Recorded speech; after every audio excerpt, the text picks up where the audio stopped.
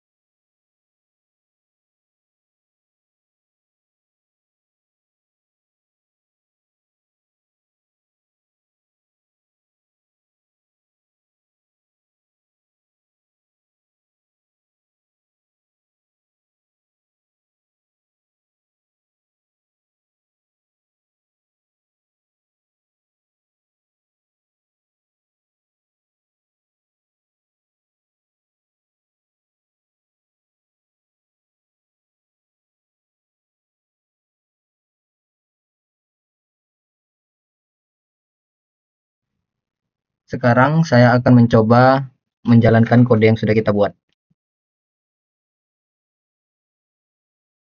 Di sini sudah tampil hasilnya. List hewan, ayam, bebek, burung. Baris ini membuat list bernama list hewan yang berisi 3 elemen, ayam, bebek, dan burung. List ini adalah list awal kita. List hewan 2, ikan, sidat, kepiting, rajungan. Baris ini membuat list bernama list hewan 2 yang berisi 4 elemen ikan, sidat, kepiting, dan rajungan. List ini akan kita gunakan untuk menambahkan elemen ke list hewan. List hewan .append. Baris ini menggunakan metode .append untuk menambahkan elemen kelelawar ke akhir list hewan. Sekarang list hewan menjadi ayam, bebek, burung, kelelawar. List hewan insert. Baris ini menggunakan metode insert untuk menambahkan elemen elang ke list hewan pada indeks 1. Indeks 1 berarti elemen ini akan disisipkan setelah elemen pertama. Sekarang list hewan menjadi ayam, elang, bebek, burung, kelelawar. List hewan .extend. Baris ini menggunakan metode extend untuk menambahkan semua elemen dari list hewan 2 ke akhir list hewan. Sekarang list hewan menjadi ayam, elang, bebek, burung, kelelawar, ikan, sidat, kepiting, rajungan. List hewan .remove. Baris ini menggunakan metode remove untuk menghapus elemen pertama yang bernilai rajungan dari list hewan. Sekarang list hewan menjadi ayam, elang, bebek, burung, kelelawar, ikan, sidat, kepiting. List hewan kapitalis. Baris ini menggunakan list compression untuk membuat list baru dari list hewan, di mana setiap elemen diubah menjadi huruf kapital di awal kata.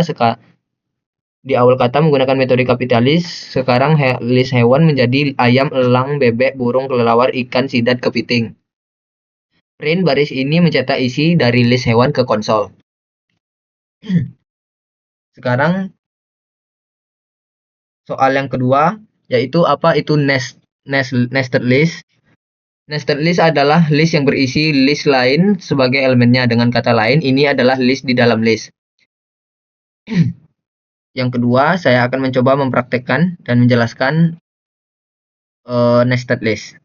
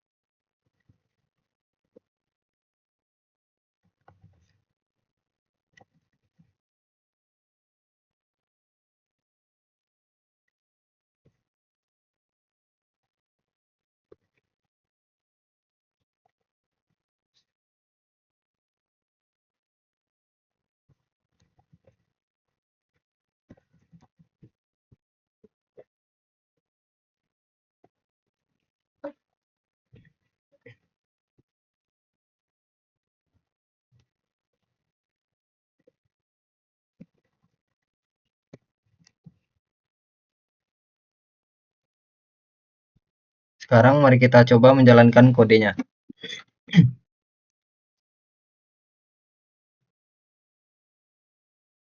Di sini nested list 1 mengakses elemen pada indeks 1 dari list pada indeks 1. Nested list 00 sama dengan 10 mengubah elemen pada indeks 10 pada indeks 0 dari list pada indeks 0 menjadi 10. Untuk mengakses elemen dalam nested list, kita menggunakan indeks ganda. Indeks pertama menunjukkan list luar dan indeks kedua menunjukkan elemen di dalam list tersebut. Baiklah, pada soal yang C, saya akan mencoba mempraktekannya langsung.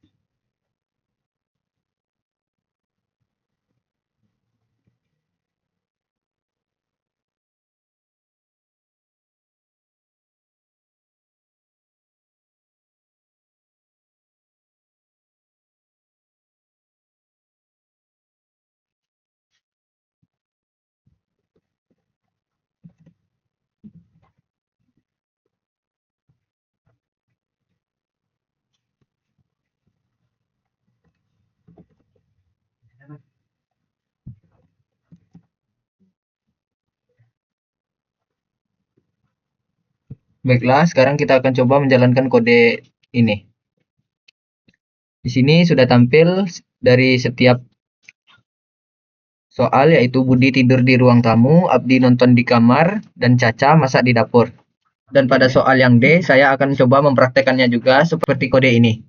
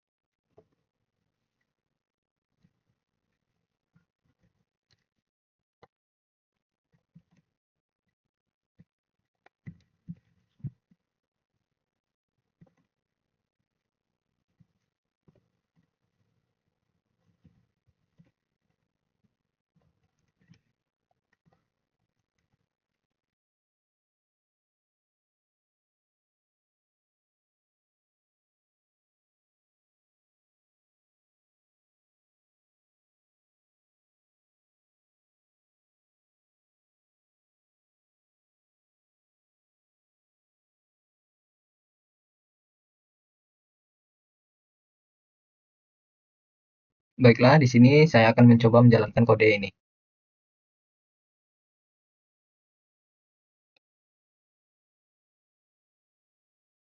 Di sini sudah tampil kodenya. Kode ini menggunakan loop for untuk mengiterasi setiap list mahasiswa dalam data MHS. Setiap list mahasiswa kemudian dicetak. Pada soal yang terakhir, apa itu list comprehension? List comprehension adalah cara ringkas untuk membuat list baru berdasarkan list yang sudah ada dalam satu baris kode. Baiklah, sekian dari saya. Assalamualaikum warahmatullahi wabarakatuh.